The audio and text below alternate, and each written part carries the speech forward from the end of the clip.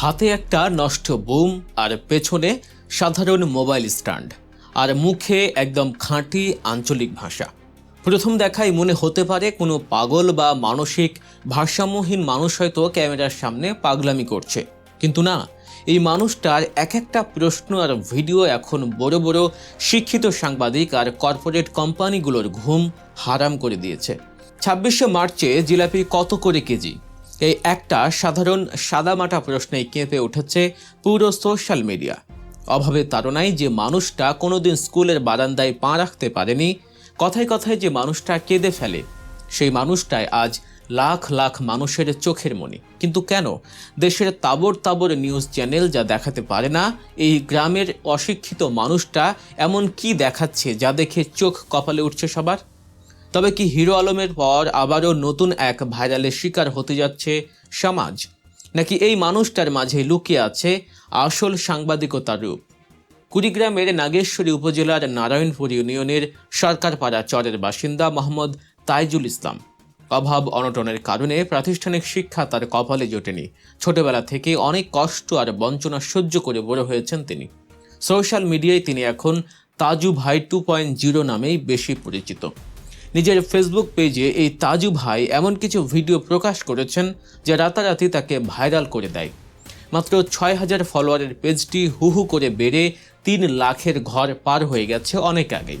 কিন্তু তার ভিডিওতে এমন কি আছে? কোনো গ্ল্যামার নেই, সুন্দর স্টুডিও নেই, প্রমিত বাংলার ঝংকার নেই, তবুও মানুষ কেন তাকে গিলছে? তাজু ভাইকে মানুষ ইতিবাচকভাবে নিয়েছে কারণ তিনি এমন কিছু তুলে ধরেছেন যা মূলধারার গণমাধ্যম এড়িয়ে যায়।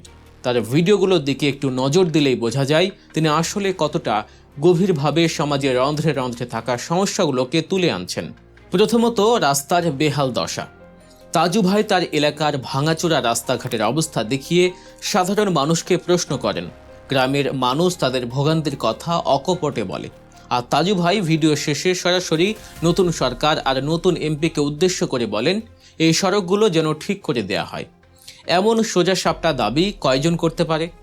দ্বিতীয়ত, যোগাযোগ ব্যবস্থার করুণ চিত্র। তার একটি ভিডিওতে দেখা যায় একটি আস্ত মোটরসাইকেলকে নৌকায় তোলা হচ্ছে। নৌকায় ওঠার এই যে সংগ্রাম, এই যে জীবনের ঝুঁকি, তা তিনি তার ভিডিওতে স্পষ্টভাবে তুলে ধরেছেন। কুড়িগ্রামের নারায়ণপুর ইউনিয়নের মানুষের প্রতিদিনের এই কষ্টের কথা কয়টা টিভি চ্যানেলে দেখানো হয়? তৃতীয়ত, গরিবের ট্রেন যাত্রা। কুড়িগ্রাম থেকে ঢাকার ট্রেন কখন ছাড়ে সেই সময়সূচি নিয়ে তিনি একটি ভিডিও বানিয়েছেন। এই সাধারণ তথ্যটুকুও যে গ্রামের খেটে খাওয়া মানুষের জন্য কতটা দরকারি তা তিনি খুব ভালো করেই বোঝেন। চতুর্থত, রাজমিস্ত্রিদের হাড় ভাঙা খাটুনি। শীতের রাতে কনকনে ঠান্ডায় রাজমিস্ত্রিরা কিভাবে আগুন জ্বালিয়ে কাজ করেন সেই অমানবিক কষ্টের চিত্র তিনি তুলে ধরেছেন। এই শ্রমিকদের জীবনে নিরাপত্তা নেই কোনো স্বস্তি। এই মানুষগুলোর ঘামের খবর কি আমাদের আধুনিক সমাজ রাখে? পঞ্চমত, কৃষকের ফসলের গল্প। সরিষা চাষে সেচ দিলে যে ভালো ফলন হয়, এই সাধারণ কৃষি জ্ঞান তিনি তার ভিডিওতে দেখিয়েছেন। অথচ ঢাকার এসি রুমে বসে থাকা অনেক সাংবাদিক হয়তো জানেনই না সরিষা আসলে কিভাবে চাষ হয়।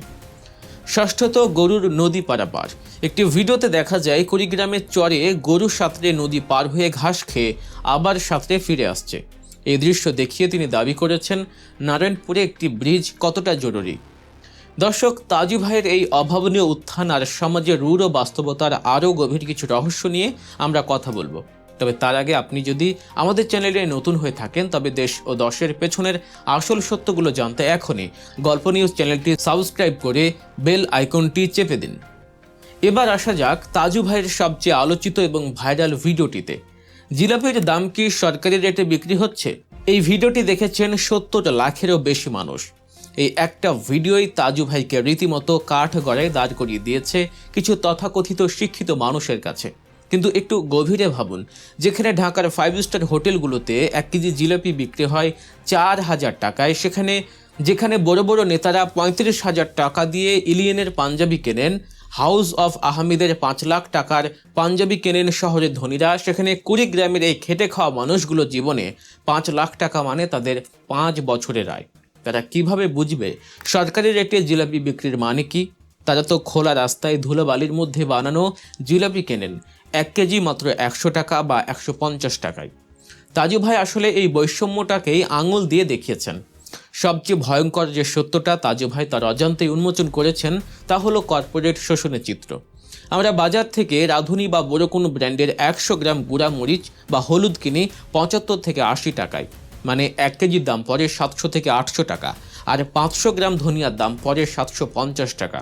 অথচ তাজু ভাইয়ের কুড়িগ্রামের কৃষকরা 1 কেজি শুকনা লাল মরিচ বিক্রি করতে বাধ্য হন মাত্র 80 টাকারও নিচে। শুকনা হলুদ আর ধনিয়া বিক্রি হয় 80 থেকে 85 টাকায়। এই যে কৃষকের রক্ত চুষে কর্পোরেট কোম্পানিগুলো শত শত কোটি টাকা মুনাফা করছে, সেই খবর কি আমাদের মূলধারার মিডিয়া দেখায় না। কারণ এই কর্পোরেট কোম্পানিগুলোই মিডিয়াগুলোকে বিজ্ঞাপন দিয়ে বাঁচিয়ে রাখে।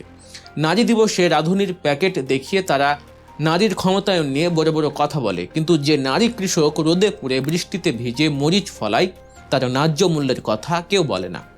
তাজু ভাই কোনোদিন ঢাকা বিশ্ববিদ্যালয়ে পড়েননি, তিনি জার্নালিজম বা রিসার্চ মেথোডোলজি শেখেননি, তিনি নোয়াম চমস্কির নাম শোনেননি, ম্যানুফ্যাকচারিং কনসেন্ট কিভাবে কাজ করে তা তিনি জানেন না। কিন্তু তিনি তার বুম হাতে আঞ্চলিক ভাষায় ঠিকই কর্পোরেট আর এলিট শ্রেণীর গালে কষে চর বসিয়ে দিয়েছেন। তিনি চোখে আঙুল দিয়ে দেখিয়ে দিয়েছেন সত্যিকারের সাংবাদিকতা কাকে বলে। যাদের কণ্ঠস্বর নেই, তাজু ভাই আজ তাদের কণ্ঠস্বর। কিন্তু সমস্যা হলো আমাদের শহুরে মধ্যবিত্ত আর এলিট সমাজের অহংকার। তারা তাজু ভাইয়ের মতো একজন অশিক্ষিত আঞ্চলিক ভাষায় কথা বলা মানুষকে সাংবাদিক হিসেবে মেনে নিতে পারে না। তাই তারা সোশ্যাল মিডিয়ায় তাকে নিয়ে ট্রল করে, তাকে দালাল সাংবাদিক বা গালিগালাজ করে মন্তব্য করে। তাদের মতে সাংবাদিক হতে হলে তো হাতে দামি বুম আর পরনে স্যুটটাই থাকতে হবে। এখানে সবচেয়ে বড় শঙ্কার জায়গাটি তৈরি হয়েছে। আমাদের মনে আছে হিরো আলমের কথা। হিরো আলমও একসময় গ্রামের একজন সহজ সরল মানুষ ছিলেন, কিন্তু এই শহুরে শিক্ষিত সমাজ, নেটিজেন আর মিডিয়ার ট্রল তাকে এমন এক জায়গায় নিয়ে গেছে যে সে এখন সুন্দরী নারী ছাড়া ঘুমাতে পারে না বলে প্রকাশ্যেই মন্তব্য করে। সোশ্যাল মিডিয়া তাকে ব্যবহার করে ছুঁড়ে ফেলেছে এক বিকৃত বিনোদনের ডাস্টবিনে। তাজু ভাইয়ের পরিণতিও কি এমন হবে? এই সহজ সরল গ্রামের কাদামাটি মাখা মানুষটাকে কি আমরা আমাদের নোংরা বিনোদনের খোরাক বানিয়ে ধ্বংস করে দেব? তাজু ভাই হয়তো গুছিয়ে কথা বলতে পারেন না, তার উচ্চারণে হয়তো শহরের স্মার্টনেস নেই, কিন্তু তার বুকে যে সাহস আর মানুষের জন্য যে ভালোবাসা আছে তা অনেক দামি মাইক্রোফোন হাতে থাকা মানুষেরও নেই। মানুষকে সম্মান করতে শিখুন। সোনার চামচ মুখে নিয়ে সবাই জন্মায় না। সবাইকে সুযোগ দিলে হয়তো অনেকেই অনেক কিছু করতে পারত। তাজু ভাইকে ট্রল করার আগে বা তাকে হেই করার আগে একবার আয়নায় নিজেদের মুখটা দেখুন। আমরা কি আসলেই তার চেয়ে খুব বেশি সভ্য? তাজু ভাইয়ের এই প্রতিবাদী কণ্ঠস্বর বেঁচে থাকুক তার নিজস্ব স্বকীয়তায়। তিনি যেন কোনো কর্পোরেট বা সস্তা ভাইরালের ফাঁদে পড়ে নিজের সত্তা হারিয়ে না ফেলেন, এটাই আমাদের প্রত্যাশা। দর্শক, তাজু ভাইয়ের এই কন্টেন্টগুলো এবং তার সাংবাদিকতার ধরন আপনার কাছে কেমন লেগেছে? তিনি কি আসলেই সমাজের আসল চিত্র তুলে ধরেছেন, নাকি শুধুই ভাইরাল হওয়ার চেষ্টা করছেন? আপনার মূল্যবান মতামত অবশ্যই কমেন্ট করে জানাবেন। আর সমাজের এমন লুকায়িত সত্য বিশ্লেষণধর্মী খবর নিয়মিত পেতে গল্প নিউজ চ্যানেলটি সাবস্ক্রাইব করতে ভুলবেন না। ভিডিওটি ভালো লাগলে লাইক দিন, শেয়ার করে অন্যদেরও জানার সুযোগ করে দিন। ভালো থাকবেন, সুস্থ থাকবেন। আল্লাহ হাফেজ।